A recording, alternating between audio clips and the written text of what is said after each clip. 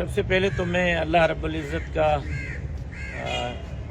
شکر گزار بھی ہوں، اور جتنا شکر گزار رہوں وہ کم ہے کہ بہرحال طویل عرصے کے بعد آج کیس مکمل ہوا ہے اور ججمنٹ کی طرف چلا گیا ہے۔ میں اپنے محسن، اپنے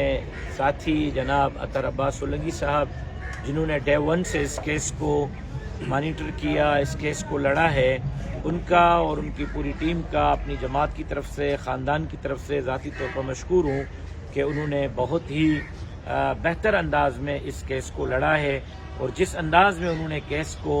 پیش کیا ہے، میں امید کرتا ہوں کہ عدالت سے نہ صرف انصاف ملے گا بلکہ بہت جلد ہم ان قاتلوں کو پھانسی کے پھندے پر لٹکتا ہوا دیکھیں گے۔ میں اس کے ساتھ ساتھ پورے صوبہ سندھ میں اپنے شہید والد کے متعلقین، محبین، علماء، طلباء، کارکنان،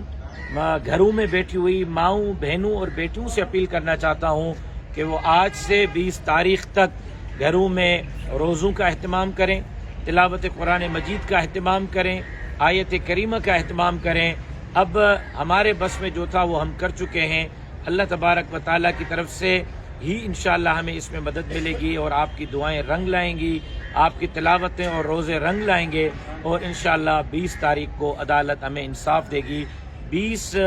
تاریخ کو ہم یہاں پھر حاضر ہوں گے ججمنٹ کے لیے، اور اس امید کے ساتھ حاضر ہوں گے کہ عدالت 11 سال کے بعد ہمارے ساتھ انصاف کرے گی اور اس خون کے ساتھ انصاف کرے گی۔